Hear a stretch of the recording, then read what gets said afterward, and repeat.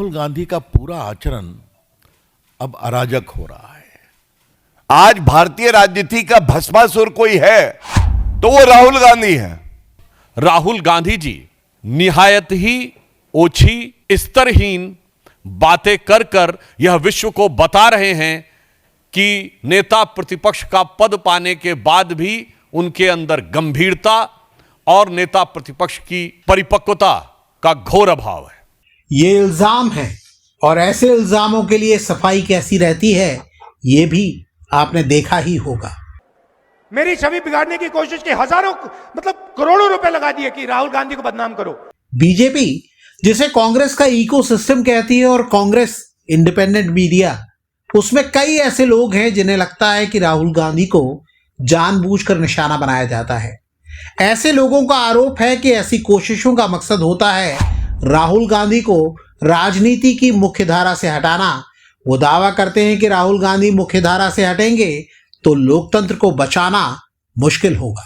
Senior journalist Mukesh Kumar ने हरियाणा में कांग्रेस की हार के बाद क्या लिखा था वो देखिए। राहुल गांधी कुछ भी कर लें, वे अंधभक्तों और संघियों के टारगेट पर हमेशा रहेंगे। जीत भी जाते तो भी रहते, इसलिए रहेंगे कि वे उनकी राह के सबसे बड़े रोड़े हैं।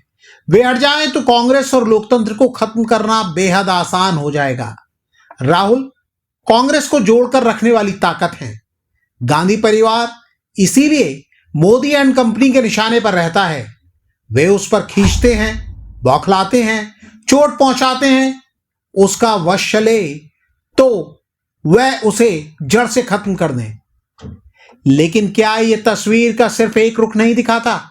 कहानी वो भी है जहां ऐसे तमाम लोग राहुल गांधी पर सवाल उठा रहे हैं जो हमेशा उनके करीबी और उनके खेमे के माने जाते रहे, जो राहुल गांधी और कांग्रेस के सबसे मुश्किल दौर में बीजेपी से भिड़ते रहे, कभी कांग्रेस के लिए, कभी राहुल गांधी के लिए। उनमें से एक है Manishankar Aiyar. I am a Gandhian, I am a Nehruvian, I am a Rajivian, but I am not a Rahulian. Aiyar कहते हैं कि वो गांधीवादी हैं, नेहरूवादी हैं, राजीववादी हैं, लेकिन राहुलवादी नहीं है। मणिशंकर अय्यर को कई लोग ऐसे नेता के तौर पर प्रचारित करते हैं जिनके बयान, खासकर 2014 के समय से दिए गए बयान, कांग्रेस को नुकसान पहुंचाते रहे हैं। 2017 में तो खुद राहुल गांधी ने एक्स पर लिखा था, श्री मणिशंकर अय्यर ने भारत के प्रधानमंत्री के लिए जिस लहजे और भाषा का प्रयोग किया है वो गलत है। कांग्रेस और मैं चाहते हैं कि वो अपने बयान के लिए माफी मांगे। अभी भी मणिशंकर अय्यर खुद को कांग्रेस में ही बताते हैं, लेकिन कांग्रेस के कई नेता ऐसे हैं जो उनसे दूरी बनाए रखते हैं। इनमें से बहुत से नेता राहुल गांधी की कोर टीम का हिस्सा बताए जाते हैं। इनमें से एक पवन खेड़ा पर तो मणिशंकर अय्यर ऐसे भड़के हुए हैं कि ये मामला नेशनल न्यूज बना हुआ है। अब मणिशंकर अय्यर दावा कर रहे हैं कि केरल में कांग्रेस के जीतने का कोई चांस नहीं है।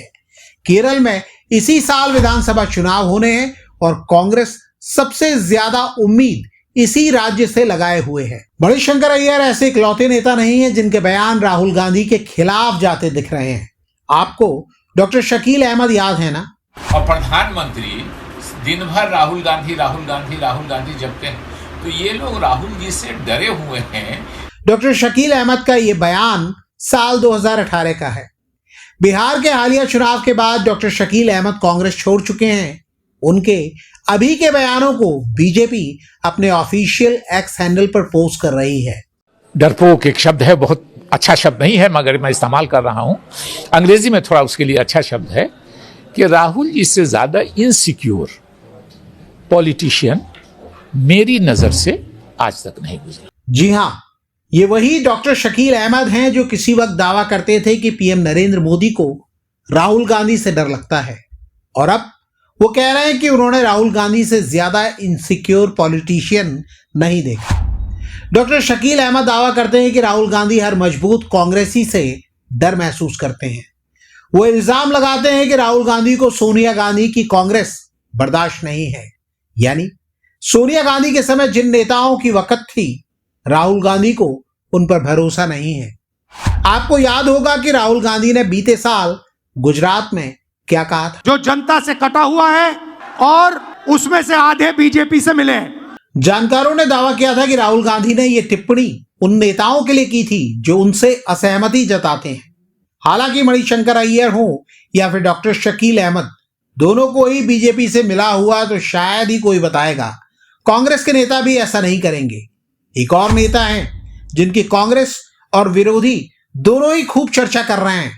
नाम है राशिद अल्वी। शकील साहब छोड़कर चले गए बिहार से, नसीमुद्दीन ने छोड़ दिया, कर्नाटका के अंदर रोशन बेग छोड़कर चले गए। कांग्रेस पार्टी को चिंता करनी चाहिए कि हिंदुस्तान का मुसलमान कांग्रेस को वोट देता है और कांग्रेस पार्टी लगातार मुस्लिम लीडर्स को नजरअंदाज करती है। कांग्रेस के बड़े नेता राशिद अल्वी के बयान पर भी चर्चा नहीं करना चाहते हैं। राशिद अल्वी ने जिन नसीमुद्दीन सिद्दीकी का नाम लिया है, कांग्रेस छोड़कर वो समाजवादी पार्टी में गए हैं, जो यूपी में कांग्रेस की सबसे करीबी सहयोगी है। यानी उनके बारे में भी ये नहीं कहा जा सकता है कि वो बीजेपी से मिले हैं। ये तमाम नेता एक समय राहुल गांधी के बचाव में जुटे दिखते थे और इनमें से ज्यादातर मानते हैं कि मल्लिकार्जुन खड़गे नाम के अध्यक्ष हैं। पार्टी की असल कमान राहुल गांधी के ही हाथ है।